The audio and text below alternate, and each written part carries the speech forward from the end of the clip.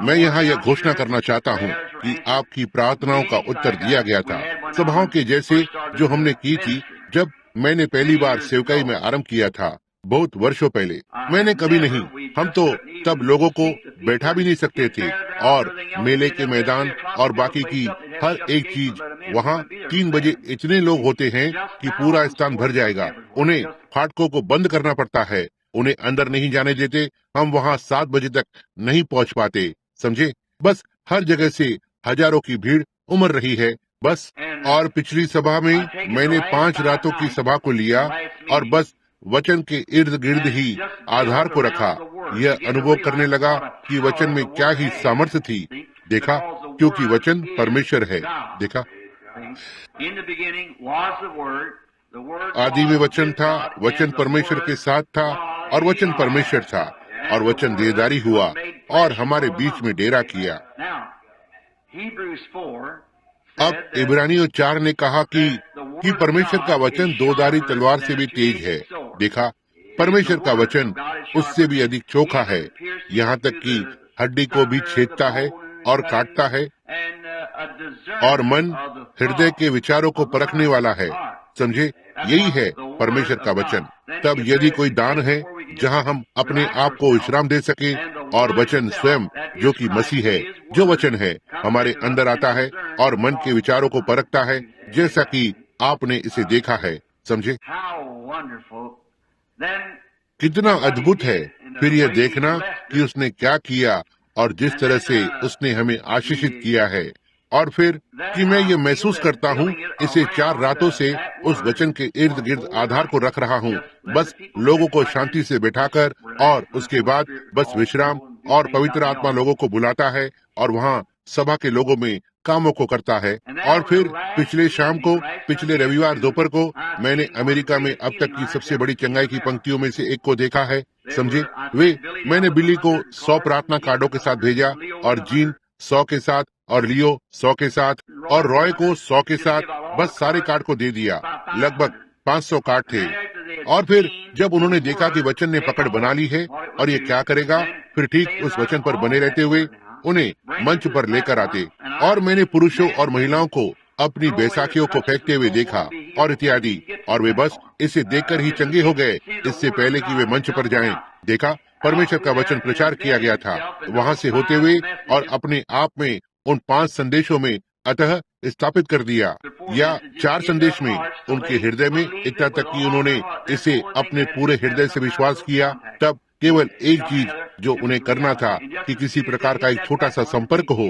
देखो, कुछ तो और जो एक वास्तविकता थी, और बस जैसे ही वे उस मंच पर पहुंचे, वे ठीक वहीं पर चंगे हो गए। मंच, बस इससे पहले कि वे मंच के पार पहुंचते। मैं विश्वास करता हूं भाइयों, यहाँ पर आप सभी भाई एड को जानते हैं, भाई एड हुपर को जानते हैं। क्या आप नहीं जानते? आप वहाँ नीचे अकनसास से हैं, उनसे भेंट। वो आरंभिक सेवकाई के आरंभिक भागों में मेरे साथ थे। उसने कहा यह पुराने समय की तरह लग रहा था। उसने कहा जब वे वर्षों पहले जिस तरह से किया करते थे, और ऐसे लोग थे जिन्हें ट्यूमर था जो इस तरह से था, ठीक होकर वापस आते, अंधे, बहरे, गूंगे, हर प्रकार की चीजें जो हमारे प्रभु ने ठीक की।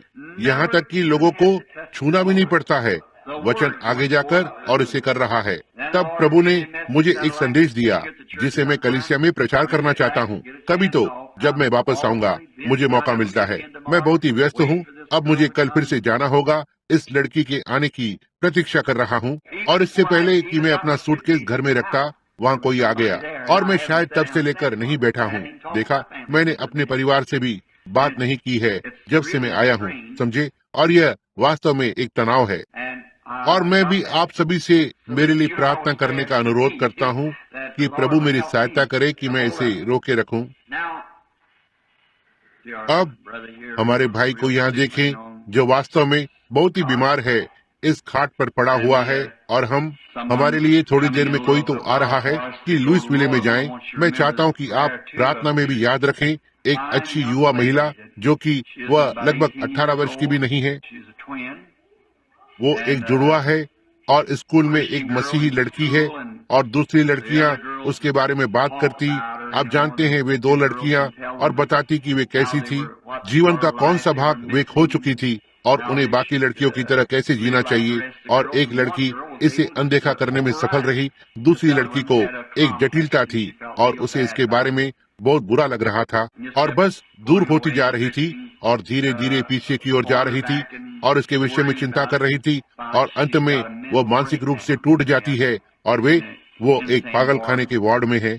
उनकी माँ और पिता आ रहे हैं बस थोड़ी देर में कैंड्रल, इंडियाना से इस संस्थान में जाने के लिए, जहाँ वे उससे कल मेडिसिन भेजने की कोशिश करेंगे। अब वो लड़की, उस लड़की में कोई शारीरिक दुर्बलता नहीं है, उसे शारीरिक रूप से कुछ भी नहीं है, वो पूरी तरह से स्वस्थ है, लेकिन इसे समझाना बहुत कठिन है और इसे वास्तव में समझाया नहीं जा सकता है। यह क्या है? उसकी आत्मा भटक गई है।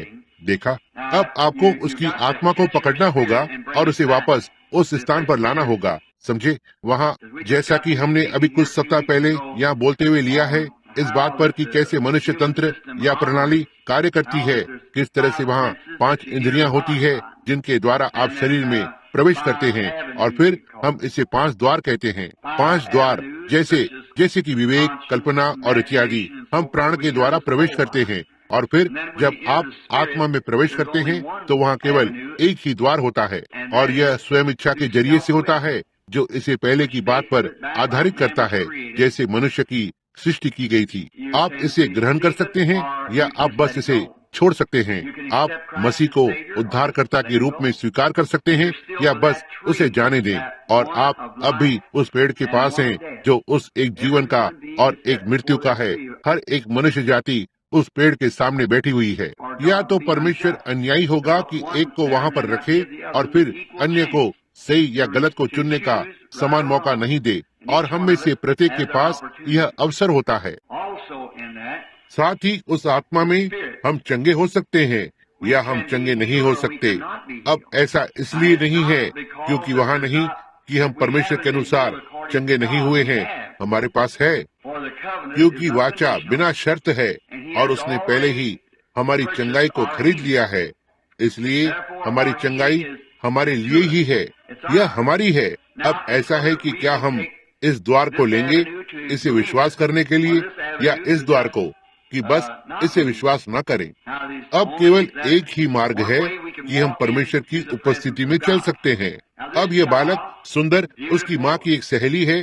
मेरी एक लड़की मित्र हुआ करती थी। वो एक अच्छी छोटी महिला थी, एक बहुत ही सख्त नाजरीन के घर से आई थी, प्यारी छोटी सी लड़की, और उसका एक प्यारा सा पति है। मैं उसे भी अच्छी तरह से जानता हूँ, वो लड़का जिसने उससे विवाह किया था, और वो बस थोड़ा सा, वे उन बच्चों को प्रभु की सेवा करने के लिए पालन पोषण करते हैं और उन्हें स्कूल में डाला, और वे वास्तव में मसीह में जड़ से दृढ़ थे, ना ही उन चीजों को करते जो गलत हैं। लेकिन ऐसा हुआ बस एक वर्ष पर, जैसे मैं कुछ ही क्षण पहले देखा और एक छोटे लड़के को देखा, उसके साथ भी बिल्कुल यही हुआ, बिल्कुल वैसा ही। और वहाँ पर एक रात हम वहाँ गए भाई राइट के यहाँ, और ऑरविल बिल्कुल पूरी तरह से वश में थे। और वो, आप जानते हैं, जब वो मुझे घर से निकालने की कोशिश करता था, उतने ही अच्छे मित्र जैसे ऑरविल और मैं हैं, बिल्कुल सच्चे जैसे कि मैं उसका पिता हूँ। मैंने उसके पिता और माता के साथ ही विवाह किया, और वो बस उछलकर और चिल्लाता, यहाँ से निकल जाओ, यहाँ से निकल जाओ, यहाँ से निकल जाओ, समझे? अब हमें वहाँ जो करना था वो था कि आत्मा के क्षेत्र में जाएं और उस लड़के की आत्मा को पकड़ लें। देखा, उसके छोटे से हृदय में बहुत ही दुख आ गया था। वो युवा है और उसने बहुत कुछ देखा था, और बस उसे ठीक उस स्थान पर वापस लाया जहाँ उसे होना चाहिए। आप समझे, कुछ ही दिनों में वह पूरी तरह से ठीक था। अब यह वही बात है जो आपको इस पर करनी है। मैंने इसे देखा है और मैं जानता हूँ कि यह सच है। लेकिन अब बस मैं आप सभी से निवेदन करता हूँ कि अब प्रार्थना करें कि परमेश्वर इस छोटी लड़की को खोजने में मेरी सहायता करे, बाहर एक ऐसे स्थान में जहाँ वो नहीं जानती कि वो कहाँ पर है। तब उसे वापस उसके स्थान पर ले आए। वो द्वार विश्वास में से होकर आता है। देखो, उसके पास अपने खुद के लिए विश्वास नहीं हो सकता है। वो नहीं जानती कि वो कहाँ पर है या कुछ भी, समझे? यहाँ इसे हमारे विश्वास को लेना है। और अब उसमें मसीह के पुनरुत्थान की सामर्थ जिसे वो हमें अवसर देता है, यही है जहां आप एक तरह से परमेश्वर का वचन पापी को छेदता या असर करता है और इसे आगे जाते हुए वचन के प्रचार से भी उस ओर जाना होगा। यही कारण है कि मैं आज सुबह बीमारों के लिए प्रार्थना करने से पहले थोड़ा सा बोलना चाहता हूँ। आपको दर्शन याद है? ज्यादा समय नहीं हुआ, प्रभु ने मुझे दिया था। आप जानते हैं, उस दूसरी ओर को देखने के विषय में दर्शन को दिया था। आपको याद है उस सुबह जब मैं गवाही को दे रहा था, जब मैं दूसरी ओर देखने के विषय में बता रहा था, तो ये सच था। और फुल गॉस्पेल बिजनेसमैन वॉइस ने उस लेख को प्रकाशित किया है और चित्र को यहाँ पन्ने के पीछे डाला है और यहाँ नीचे एक छोटा सा लेख डाला हुआ है। यहाँ एकदम नीचे एक छोटा सा भाग है जो सेवकाई के लिए बता रहा है, क्योंकि यह एक अंतर्राष्ट्रीय अखबार है जो बहुत सी विभिन्न भाषाओं में छपा हुआ है और उन्होंने उस दर्शन के लिए सबसे आगे के और पहले पन्ने को समर्पित किया, देखा, और मैंने उन्हें यहाँ पर लेकर रखा है। और मैं चाहता हूँ कि आप एक अखबार को लेकर और आप इसे पढ़ सकते हैं और उठकर, मैं नहीं जानता कि आज सुबह कितने वहाँ पर होंगे भाइयों, और आप तब यदि आप अखबार को लेने से चूक जाते हैं तो बस अखबार के कार्यालय में चले जाएं, उनके पास वहाँ कार्यालय में है। और उन्होंने हमें उनका एक झुंड होने दिया इस बात पर कि आगे बढ़ते रहो, समझे, और यही सब मेरे हृदय में है। मैं केवल इतना ही सुन सकता हूँ, आगे बढ़ते रहो, बस उस नदी के पार एक बेहतर देश है और आइए हम जोर लगाते रहें जब तक हम उस देश में नहीं पहुँच जाते। अब मैं सोचता हूँ कि वे यहाँ भाई स्ट्राइकर और बहन स्ट्राइकर के छोटे से बच्चे के समर्पण के लिए आए हैं, इसलिए कि बहन स्ट्राइकर, अब यह कितने हुए? 6 छोटे बच्चे। यह एक प्यारा सा छोटा परिवार है और इसलिए वे हमारे मिशनरी अफ्रीका में हाल ही में वापस लौटने वाले थे और उनके सारे बच्चे सुंदर छोटे से बालक हैं। और मैं इसे भी देख सकता हूँ जैसा कि वे इसे आज सुबह एक समर्पण की सभा के लिए ला रहे हैं। टेडी कहाँ पर है? टेडी, क्या आप यहाँ पियानो पर आएंगे बस 1 मिनट के लिए पुत्र? और आइए हमारे गीत को लें, एक छोटा सा गीत। आप जानते हैं यह छोटा सा गीत मैं सोचता हूँ हम गाते हैं, उन्हें अंदर लाओ। क्या यह ठीक है? उन्हें पाप के क्षेत्रों से अंदर ले आओ।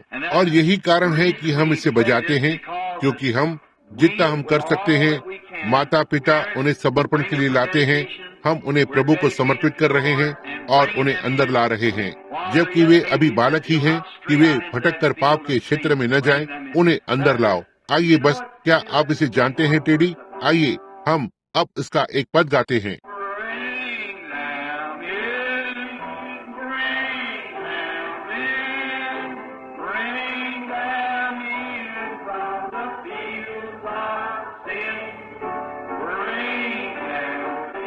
यदि वहाँ एक और बालक है, क्यों बस इसे ठीक आगे लेकर आएं।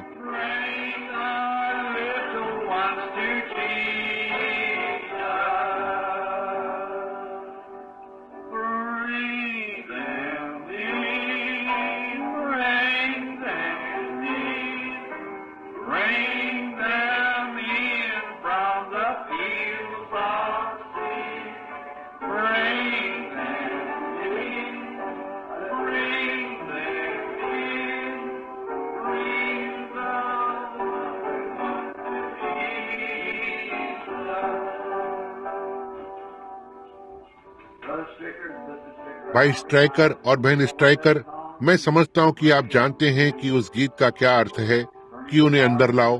आपके हृदय में जलती हुई इच्छा है कि खोए हुए को यीशु के पास लाने का यत्न करें। आपका छोटा बालक यदि यह समर्पित होने से पहले मर जाता या और क्या कुछ हो जाता, यह बच गया है, जो भी है, क्योंकि यीशु मसीह के लहू ने कलवरी पर ऐसा किया। लेकिन उसकी महान धरती की यात्रा के स्मरोत्सव में जब उसने अपने हाथों को छोटे बच्चों पर रखा और कहा, उन्हें मेरे पास आने दो, यही कारण है कि आप आज सुबह बालक को लेकर आ रहे हैं। और हम में भरोसा रखते हुए कि हम विश्वास की प्रार्थना करने में सक्षम होंगे उस छोटे बच्चे के लिए, इसके जीवन को परमेश्वर को समर्पित करने में। इसका क्या नाम है? मर्लिन मैज स्ट्राइकर। ये कितने वर्ष का है? 13 महीने। अफ्रीका में जन्मा, क्या ये सही है? तो ठीक है, होने पाए यदि कोई आने वाला कल है होने पाए यह छोटा सा बालक वहाँ पर एक मिशनरी बने उन क्षेत्रों में जहाँ वो जन्मी थी, और एक सुंदर छोटा सा बालक। क्या आप आएंगे भाई नेविल? और मर्लिन, ओह प्रभु, मैं हमेशा ही इन छोटे बच्चों को पसंद करता हूँ। क्या यह छोटा बच्चा सुंदर नहीं है? आप कैसे हैं? आप कैसे हैं? आइए हम अपने सिरों को झुकाएं। मैं चाहता हूँ कि आप उस पर हाथों को रखें। हमारे स्वर्गीय पिता, हम आपके पास छोटी मर्लिन मैच स्ट्राइकर को लाते हैं। यह प्यारा सा छोटा बालक जो मिशन के क्षेत्रों में जन्मा था जब युद्ध जोरों से चल रहा था। मैं प्रार्थना करता हूँ कि आप इस बालक को आशीषित करेंगे। बाइबल में उन्होंने आपके पास ऐसे छोटे बालकों को लाया था। आपने अपने हाथों को रखा और उन्हें आशीषित किया। कहा, छोटे बालकों को मेरे पास आने दो और उन्हें मना न करो, क्योंकि स्वर्ग का राज ऐसो ही का है। माता और पिता, आज इसे हमारी बाहों में रखते हैं। हम विश्वास के द्वारा उस ओर सीढ़ियों पर चढ़कर इसे विश्वास के द्वारा आपकी बाहों में रखते हैं। उसके जीवन को आशीषित करें, उसे एक लंबा जीवन दे प्रभु। होने पाए वह परमेश्वर की संतान बने, होने पाए वह अपने जीवन भर आपकी सेवा करे, अपने अस्तित्व के हर एक तंतु के साथ मसीह की दासी बने। इसे प्रदान करे पिता। उसके पिता और माता को, उसके छोटे भाइयों और बहनों को आशीषित करें। होने पाए वे भी बड़े होकर और परमेश्वर की सेवा के लिए एक महिमामय परिवार हो। पिता, हम आपको यीशु मसीह के नाम में छोटी मर्लिन मेडगे को सेवा के जीवन के लिए देते हैं। उसे और उसके पिता को और उसकी माँ को और उसके प्रियजनों को आशीषित करें, और होने पाए वे लंबे समय तक जीवित रहें, आपकी सेवा में आनंदित जीवन को जिए। यीशु के नाम में आमीन। परमेश्वर आपको आशीष दे भाई स्ट्राइकर। परमेश्वर आपको आशीष दे। एक अच्छी छोटी महिला पर आशीष हो। धन्यवाद टेडी लड़के। मैं छोटे बच्चों से प्रेम करता हूँ। क्या आप नहीं करते? कितने लोगों ने कभी उस दर्शन को नहीं सुना जिसे प्रभु ने मुझे दिया था? आइए आपके हाथों को ऊपर उठाकर देखें जिन्होंने कभी नहीं सुना। भाई नेविल, आपके पास शायद आपकी छोटी किताब है। हो सकता है आप ठीक यहाँ पर इसे उनके लिए पढ़ें। बस अगले 1 या 2 क्षण के लिए मैं इसे विश्वास करता हूँ। बस ठीक यहाँ पर क्या आप पढ़ेंगे? एक सुबह मैं अपने बिस्तर पर लेटा हुआ था। मैं तब ही नींद से जागा था और मैंने अपने हाथों को अपने सिर के पीछे रखा और अपने सिर को तकिए पर रखकर आराम किया। फिर मैं सोचने लगा कि दूसरी तरफ क्या होगा। मुझे एहसास हुआ कि मैंने अपनी आधी से ज्यादा जिंदगी जी लिया है। अगर मैं बूढ़ा होने तक मेरे लोगों के लिए जीवित रहूंगा, और मैं इस जीवन को छोड़ने से पहले प्रभु के लिए और अधिक करना चाहता हूँ। मैंने एक आवाज को कहते सुना, तुम अभी आरंभ कर रहे हो, लड़ाई में जोर लगाओ, जोर लगाते रहो। जब मैं वहाँ शब्दों पर मनन कर रहा था, मैंने सोचा कि मैंने बस कल्पना की है कि मैंने एक आवाज को सुना है।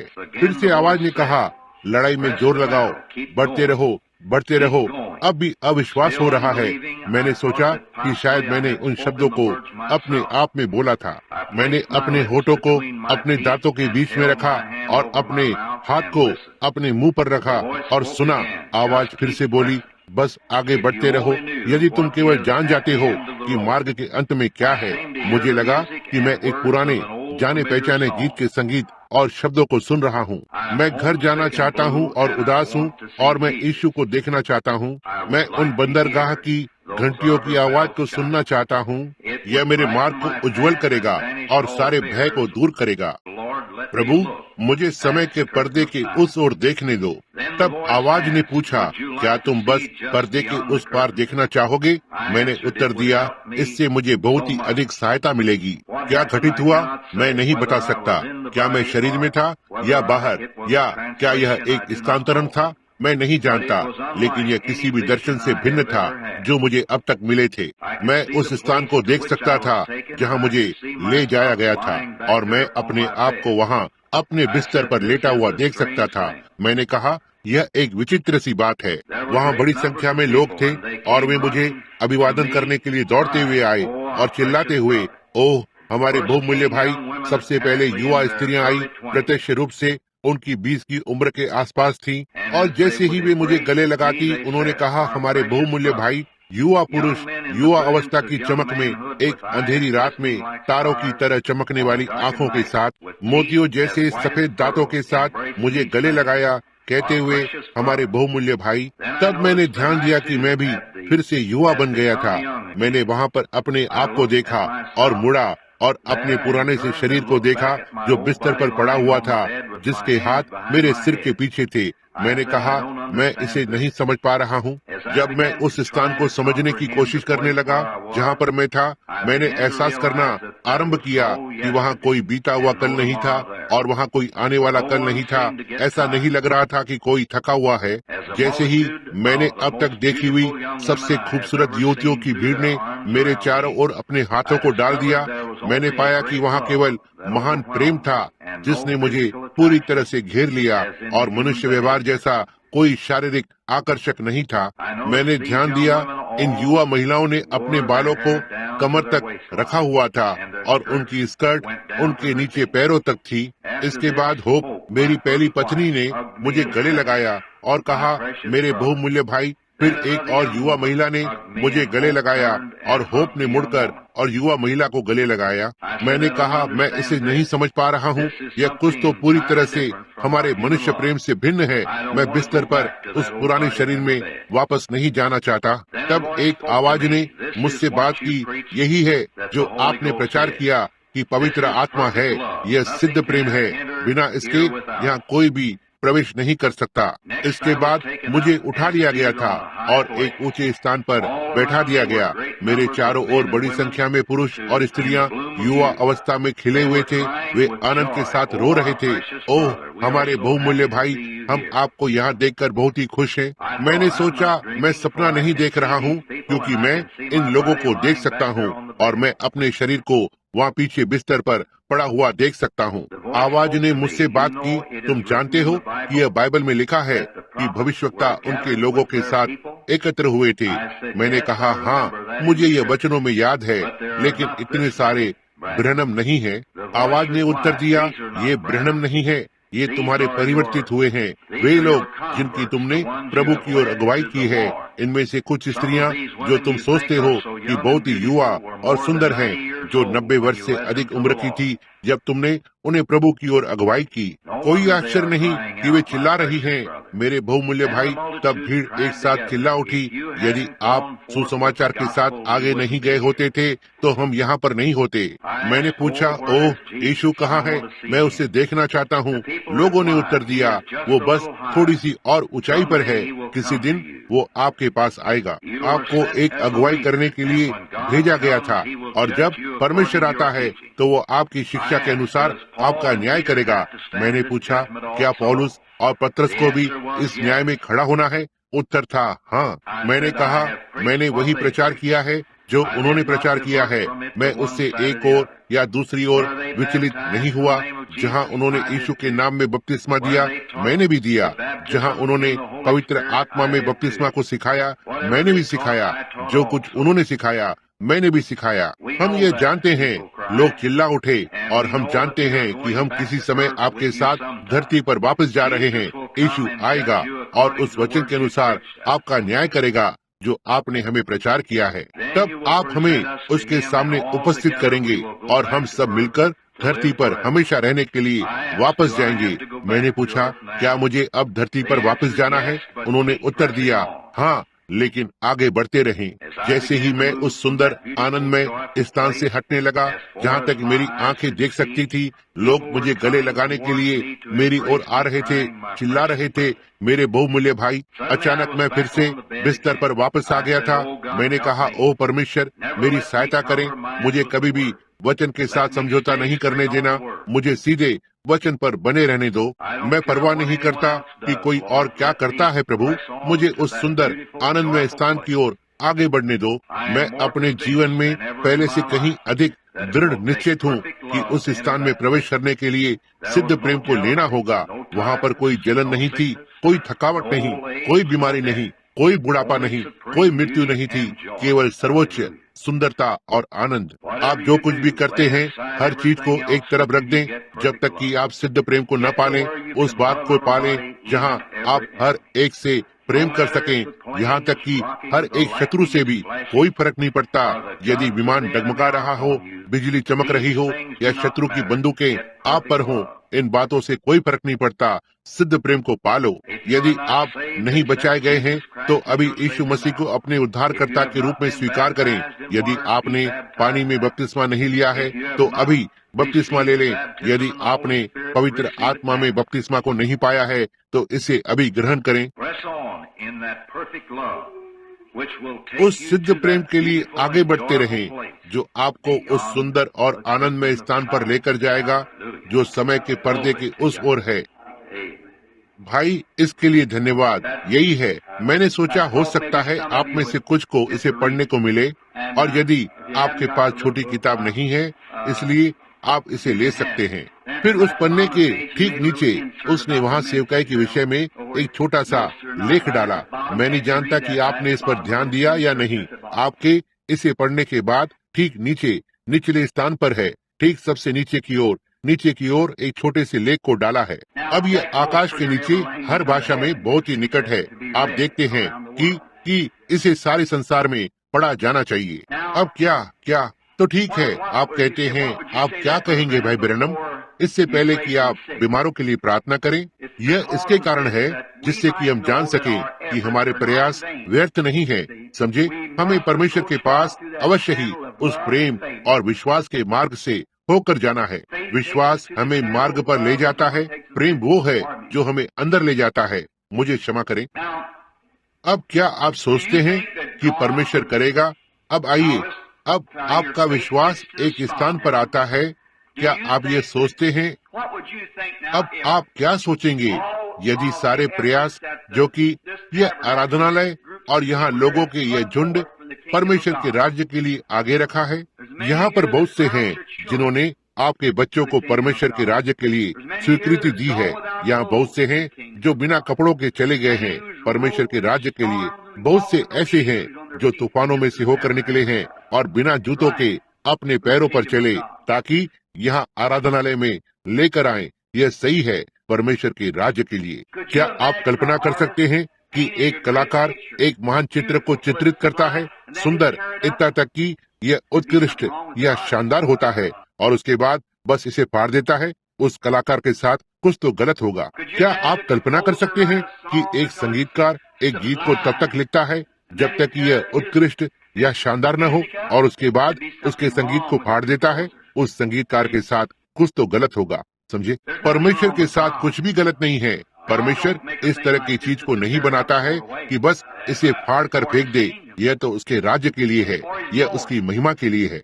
हम में से हर एक जन इस तस्वीर में और इस गीत में एक भूमिका को निभाते हैं। हम परमेश्वर के राज्य के भाग हैं, और यही है कि हम अपनी भूमिका को निभा सकते हैं जब तक हम यह अनुभव करते हैं कि हम उस स्थान में कहाँ पर रखे हुए हैं। हम उस स्थान के लिए हैं और फिर ठीक उसी स्थान पर बने रहते हैं। और एक स्थान जिसे हम जानते हैं यह प्रेम में है, क्योंकि यही है जो तस्वीर को तैयार करता है। अब ये कठिन होता है जब आप इन दर्शनों को इस तरह से देखते हैं और चीजों को यह समझने के लिए कि उस ओर क्या है। काश मैं जान जाता उस मनुष्य ने इस छोटी सी बात को वहाँ पर डाला, यह कहने के लिए कि पुराने समय के भविष्यवक्ता उन्होंने कैसे इन दर्शनों को देखा और आदि आदि, और किस तरह से आज यहाँ तक कि जो भी हम इसे नहीं समझ सकते हैं, लेकिन प्रभु ने हमें इसके अंदर आगे जाने दिया और ये देखने के लिए कि यह क्या है। अब मित्रों, मैं सो नहीं रहा था और मैं बस आपके और मेरे बीच में और यहाँ इस कलीसिया के बीच मैं एक दर्शन में नहीं था। मैं जानता हूँ कि दर्शन क्या होता है। यहाँ कुछ लोगों ने अभी पिछले सप्ताह एक रात में 30 बार ऐसा घटित होते देखा। आप कल्पना कर सकते हैं कि आप पर कितना बोझ है। निश्चय ही आपको बेचैन करता है। क्या हो यदि आप इस तरह की सभा में जाते हैं और बस जिम्मेदारी होती है क्या सभा ठीक से हुई या नहीं, बस जिम्मेदारी आप पर होती है। आपको हर एक सेवक का उत्तर देना है, हर एक प्रश्न का, हर एक चीज का। सभा सही हो रही है या नहीं, यह केवल आप पर ही जिम्मेदारी है। देखो यह आपके लिए क्या करेगा। और वहाँ मेरे कुछ सहयोगी हैं जो बस सिर्फ किताबें बेच रहे हैं और आदि आदि। वे इतने घबरा जाते हैं, उन्हें घर जाना पड़ता है। देखो पड़े रहते हैं, उस रात कलीसिया में नहीं आते हैं। ओह ओह, ये बस भयानक बात है। जैसे मेरी बहू, प्यारी छोटी मसीही लड़की लोइस, बस सभा में जाने से बस इतना 8 सप्ताह या 7 सप्ताह लगातार इसी तरह से बस 1 या 2 दिन के लिए बिस्तर पर पड़े रहना था। देखो, बिना किसी जिम्मेदारी के। देखा, बिली बस कुछ प्रार्थना के कार्ड देने के लिए और बस टुकड़े टुकड़े कर दिया। परंतु देखिए, सारा बोझ मुझ पर आता है। मुझे आप पर निर्भर रहना होगा कि मेरे लिए प्रार्थना करें।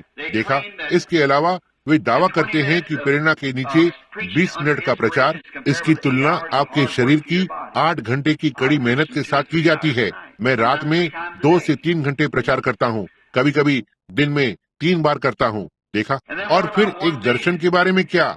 एक दर्शन ने हमारे प्रभु यीशु को कमजोर बना दिया। यह सही है।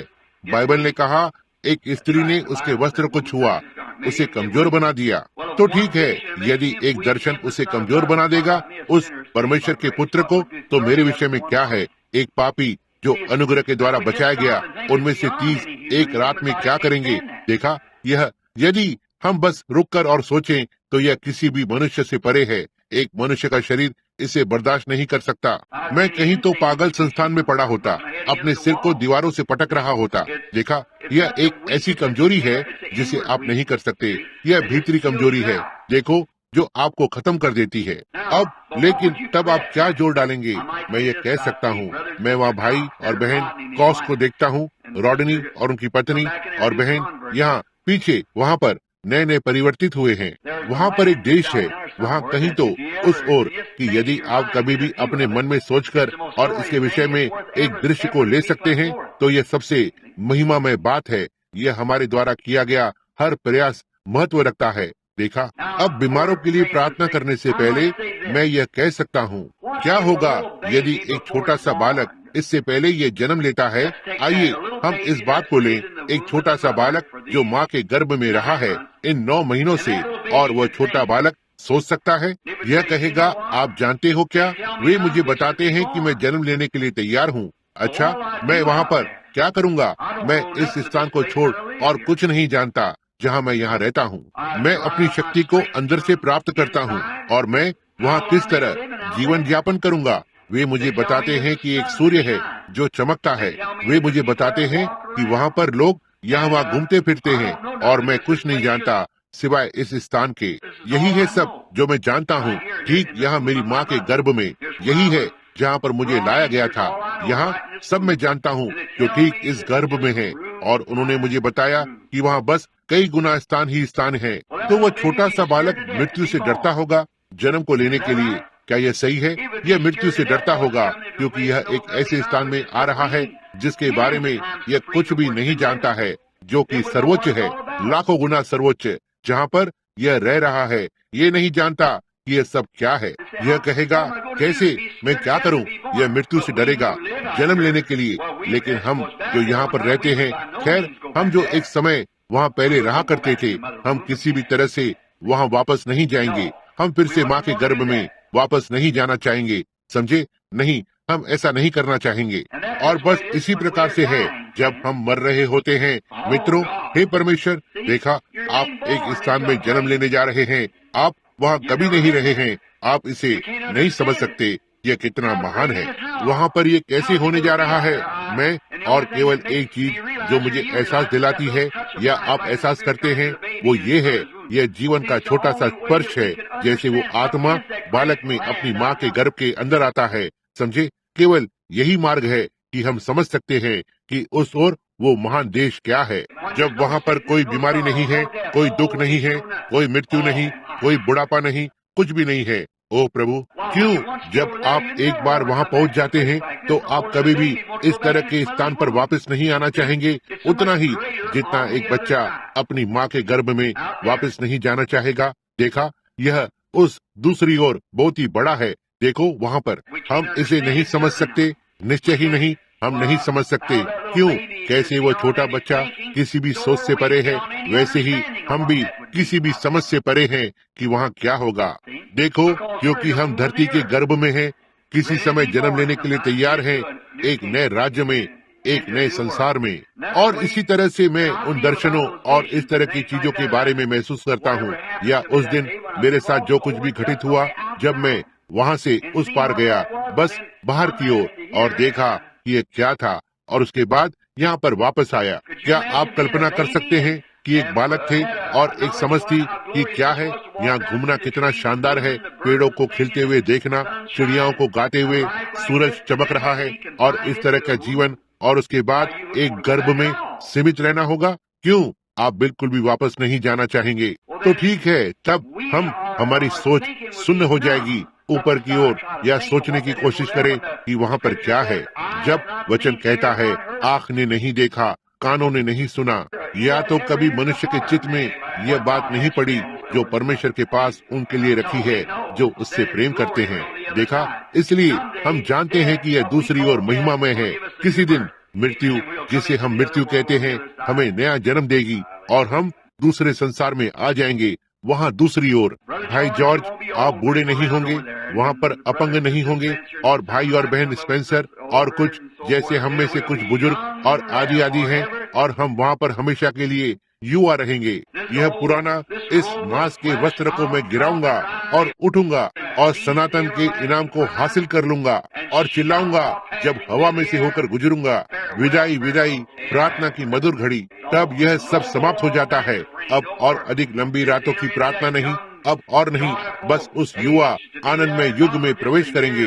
वहाँ होने के लिए न ही केवल 1 वर्ष के लिए या 50 वर्ष या 10 लाख वर्षों के लिए, लेकिन हम वहाँ 100 अरब वर्ष रहते हुए हमने यहाँ तक आरंभ भी नहीं किया होगा। ऐसा ही है। तो आज सुबह हमें भला क्यों खुश नहीं होना चाहिए? हमें भला क्यों आनंद नहीं करना चाहिए? हमें क्यों नहीं हर एक महान चीज का लाभ उठाना चाहिए जो परमेश्वर ने हमें दी है? यहाँ दिव्य चंगाई है।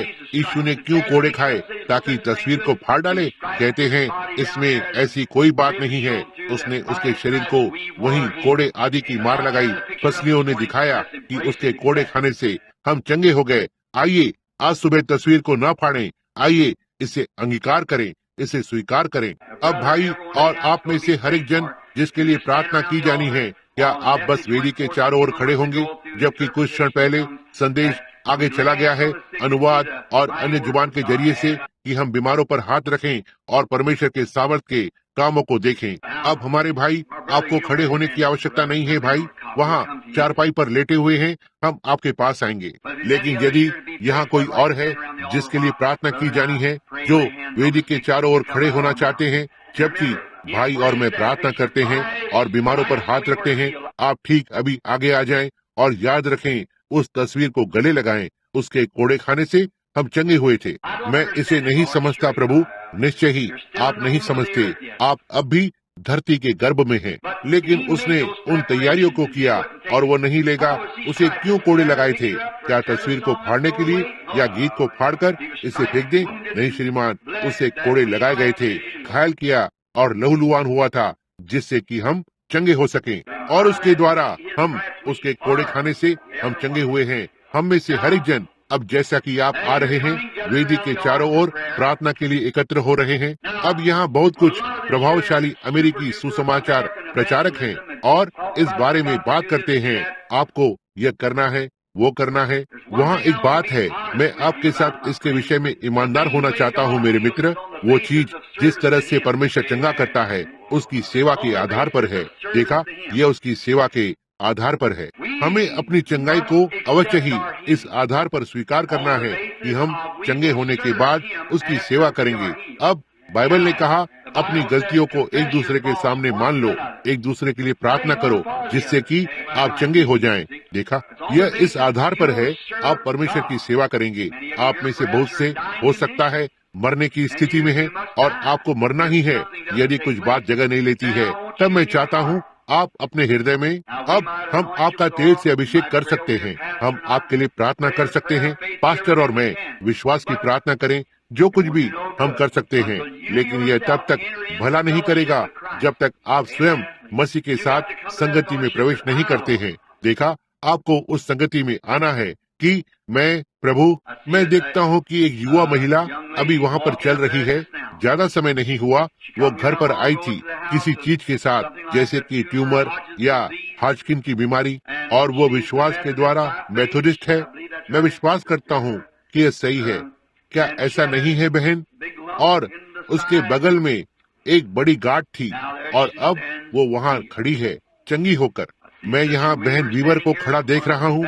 यह मेरे जीवन में अब तक देखे गए सबसे खराब कैंसर मामलों में से एक था। और पहली बात मैंने उससे पूछी, क्या वो यीशु मसीह के नाम में बपतिस्मा लेगी और अपने पापों को अंगीकार करेगी। जब मैंने उसे यहाँ इस पानी में लिया तो मुझे उसे पकड़ना था। वो बहुत ही पतली थी, उसके हाथ बस छोटी सी दुबली पतली अवस्था, और उसने यीशु मसीह के नाम में बपतिस्मा लिया था। और यह कम से कम 10 वर्ष पहले की बात है। क्या ऐसा नहीं है बहन? 16 वर्ष पहले, 16 वर्ष का अतिरिक्त जीवन, क्योंकि वो आज्ञा में आना चाहती थी। जब यहाँ आसपास के बहुत ही अच्छे डॉक्टर, क्यों उसके अपने डॉक्टर ने मुझे बताया, जब मैंने उसे बताया, कहा वो चंगी हो गई है। कहा ओह ओह, वह कुछ ही हफ्तों में कैंसर से मर जाएगी, इसके विषय में चिंता मत करो, वो चली जाएगी और कुछ ही सप्ताह में वो चली जाएगी। और उसने उसे जीने के लिए बस एक दिन ही दिया और आज वो यहाँ पर है, 16 वर्षों के बाद वेदी पर खड़ी हुई है। मैं और क्या कह सकता हूँ, बार बार और बार बार और बार बार। अब परमेश्वर अपने बच्चों में से एक के लिए ऐसा नहीं करता है और ऐसा दूसरे बच्चों के लिए नहीं करता है, वो इसे अपने सारे बच्चों के लिए करता है। जो कोई भी आ सकता है, यह आप उसके पास आमंत्रित किए गए हैं। अब विश्वास की प्रार्थना बीमारों को बचा लेगी, बाइबल ने यही कहा। अब यदि मैं चाहता हूँ कि आप परमेश्वर के सामने अपनी गलतियों को अंगीकार करें और कहें, प्रभु मुझे चंगा कर दे। यदि आप कभी भी परिवर्तित नहीं हुए हैं तो अपने हृदय मसीह को दे दें। और यदि आपने कभी भी यीशु मसीह के नाम में पानी में बपतिस्मा नहीं लिया है तो वहाँ एक तालाब तैयार है, देखा। और यह छोटी महिला यहाँ सड़क के उस पार, जब वो अविश्वासी उसके द्वारा परिवर्तित हुआ था, जब वो पड़ी हुई थी, उन्होंने उसे सिल्वर क्रेस्ट से घर भेज दिया। वो टीबी से मर रही थी और जब मैं वहाँ पर गया और प्रभु ने एक दर्शन दिया, कहा वो चंगी होने जा रही है। और वो मुझसे वहाँ अगली सुबह मिले, श्रीमान एंड्रयूज, और बस मुझ पर चिल्लाया, कहा इस प्रकार की एक झूठी आशा उस स्त्री पर। मैंने कहा, श्रीमान एंड्रयू, यह एक झूठी आशा नहीं है, वो महिला एक मसीह है और जब वो चलने के योग्य हो जाती है तो वो बपतिस्मा लेने के लिए आ जाएगी। और उसने कहा वो मर रही है। कहा मैं उसे सिल्वर क्रेस्ट से घर कैसे भेजा जा सकता है। मैंने कहा, श्रीमान आप देख रहे हैं, आप जो देख रहे हैं, आप उस बात की ओर देख रहे हैं कि डॉक्टर क्या कहता है। मैं उस बात की ओर देख रहा हूँ कि परमेश्वर ने क्या कहा है, समझे। अब बस यही वो अंतर है, आप जिस बात की ओर देख रहे हैं, देखा, आप उस बात को देखते हैं कि डॉक्टर क्या कहता है। आपको निश्चय है मर जाएगी, लेकिन आपको देखना होगा कि परमेश्वर ने क्या कहा, आप किसके शब्दों को लेने जा रहे हैं। क्या होता यदि अब्राहम डॉक्टर की राय को लेता, उसकी उम्र 100 वर्ष की होने पर, और उसकी पत्नी से एक बालक होने जा रहा है जिसकी 90 वर्ष की उम्र है, तब उसने क्या किया होता, समझे। क्यों? डॉक्टर ने कहा होता वो मनुष्य पागल है, लेकिन परमेश्वर ने उसके निमित्त धार्मिकता को गिना क्योंकि उसने परमेश्वर पर विश्वास किया था। देखा, अब आप और स्त्री जीवित रही, उसने यीशु मसीह के नाम के बपतिस्मे को नकार दिया, क्योंकि मैं सोचता हूँ कि वो एक प्रकार की मेथोडिस्ट या प्रेस्बिटेरियन थी। वो बीमार और बीमार होने लगी। वो आकर और ग्रेस वेबर को मिली जो ठीक वहाँ रहती थी या अभी भी वहाँ रहती है, उसकी बेटी रहती है। वस्त्र को लिया और यहाँ आकर और यीशु मसीह के नाम में बपतिस्मा लिया। बुखार के साथ उसके पूरे कंधे पर गांठ के रोग हो गए थे और इत्यादि। 104 बुखार के साथ थी और ठीक यहाँ पर बपतिस्मा लिया था यीशु मसीह के नाम में, और वो यहाँ से ठीक सड़क के उस पार ही रहती है। हो सकता है अब यहाँ बैठी हुई हो। कुछ मिनट पहले मैंने यह देखने के लिए इधर उधर देखा कि क्या मैं उसे देख सकता हूँ, समझे।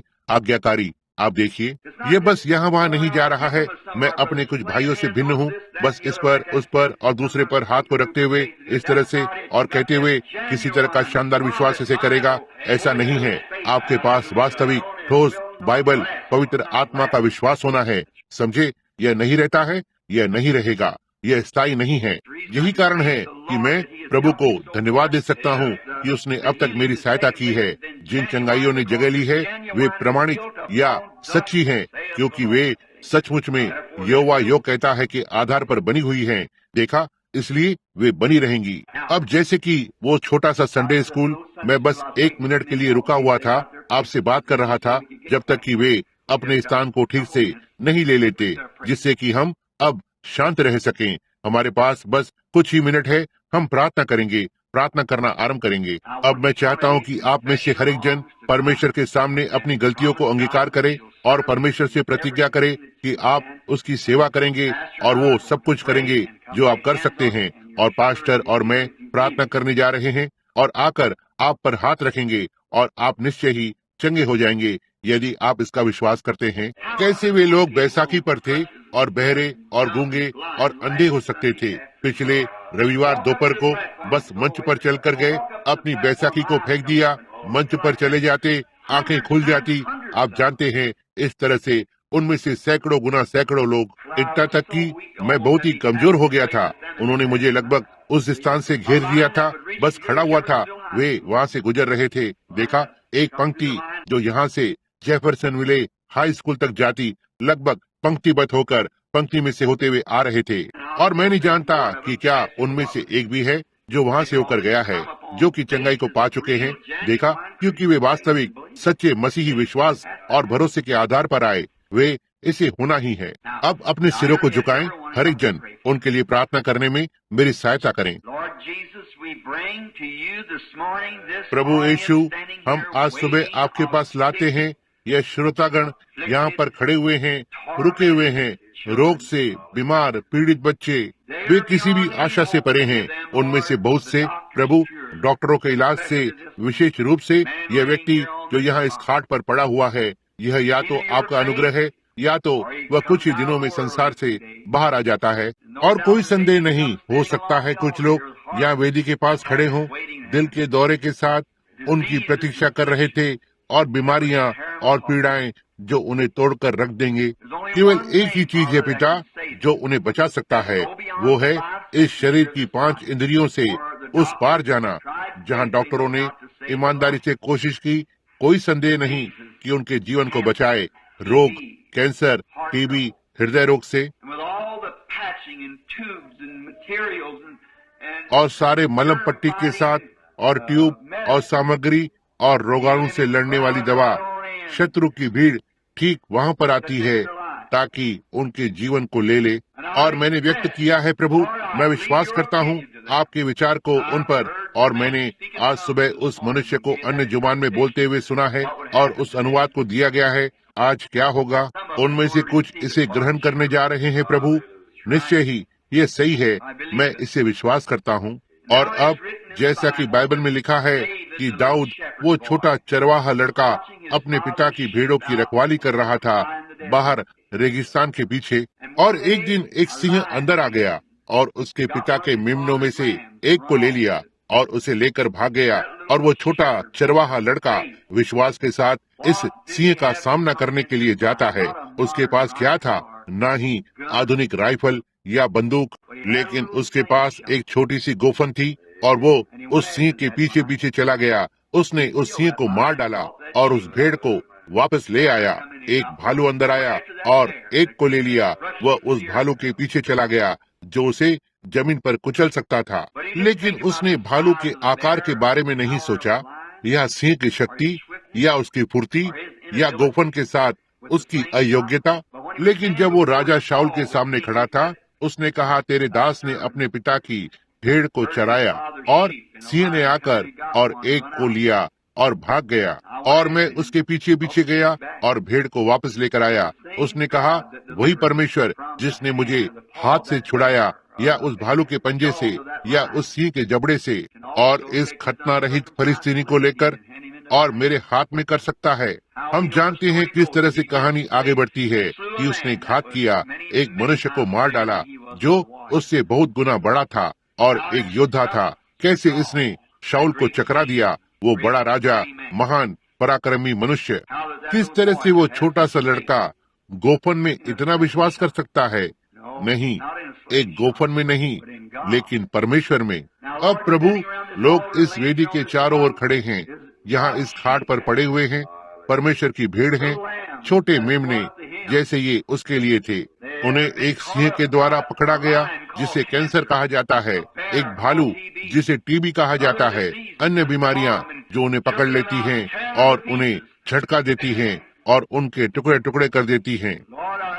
अब मैं उनके पीछे आ रहा हूँ, एक छोटी सी गोफन के साथ जिसे विश्वास की प्रार्थना कहा जाता है। यह बहुत ज्यादा तो नहीं है, लेकिन मैं जानता हूँ कि इसने क्या किया है, और मैं जानता हूँ कि यह अब भी वही परमेश्वर है। मैं आज सुबह उनके पीछे पीछे आ रहा हूँ ताकि उन्हें वापस लाऊं। प्रभु, अच्छे स्वास्थ्य के छायागार हरे हरे चरगाहों में, वहाँ पर शांति के स्थिर जल के द्वारा और उनकी घबराहटों से दूर, ताकि आप पर विश्वास करें। और मैं उनके पीछे पीछे जाता हूँ उन हथियारों के साथ जो आपने अंदर जाने के लिए दिए थे। विश्वास की प्रार्थना बीमारों को बचा लेगी और परमेश्वर उन्हें उठाकर खड़ा करेगा। यदि उन्होंने कोई पाप किया है तो उन्हें क्षमा किया जाएगा। और पिता, अब हम शत्रु का सामना करने जा रहे हैं, सिंह का सामना करने, उस शैतान का सामना करने, हर उस रूप में जिसमें वो है, जिसे कैंसर कहा जाता है, टीबी, फौजीकन की बीमारी, हृदय की बीमारी, कोई भी अन्य बीमारी। हम उसका पता लगाने आए हैं और इस मेमने को फिर से परमेश्वर के भवन में वापस ला रहे हैं। यीशु मसीह के नाम में हम जाते हैं ताकि इस गोफन का उपयोग करें जो आपने हमें दिया है। हमारे साथ होना पिता, जैसा कि हम आदर पूर्वक अब आपके पास आते हैं यीशु के नाम में। मैं चाहता हूं कि आप अपने सिरों को झुकाए रखें, और हम तेल से अभिषेक करने के लिए आ रहे हैं और बीमारों पर हाथ रखेंगे, और विश्वास की प्रार्थना बीमारों को बचा लेगी। यहाँ पर हर एक मसीही अपने विश्वास को इस प्रार्थना पंक्ति पर रखे।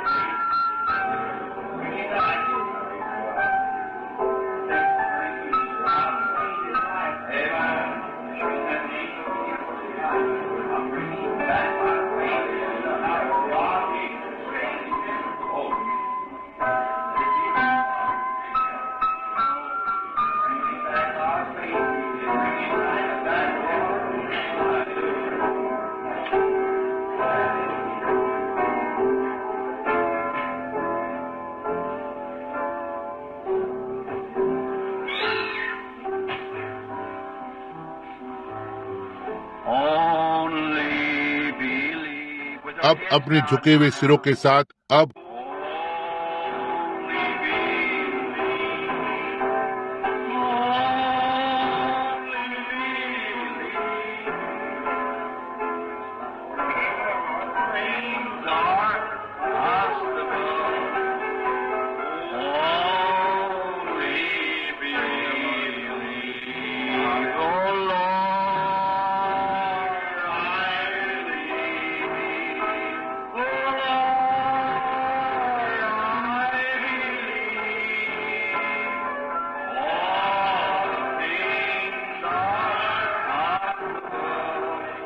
आइए अब हम अपने हाथों को ऊपर उठाएं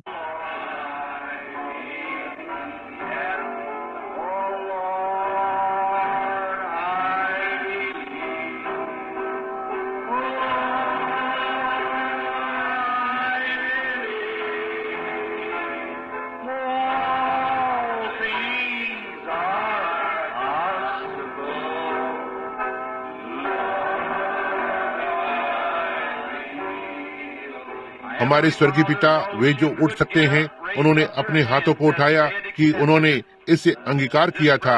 यह भाई जो खाट पर पड़ा हुआ था उठ खड़ा हुआ, यह दिखाने के लिए कि उसने अपनी चंगाई को स्वीकार कर लिया है। हमें विश्वास है प्रभु, वे अब शांतिपूर्वक छायादार हरे चारागाहों की ओर शांत जल के किनारे वापस जा रहे हैं। यीशु के नाम में से होते हुए फिर से चंगे हो जाएं। हम आपको इसके लिए धन्यवाद देते हैं। आमीन। तो ठीक है भाई नेविल, मैं यहाँ पर बैठकर अब आपको प्रचार करते हुए सुनूंगा।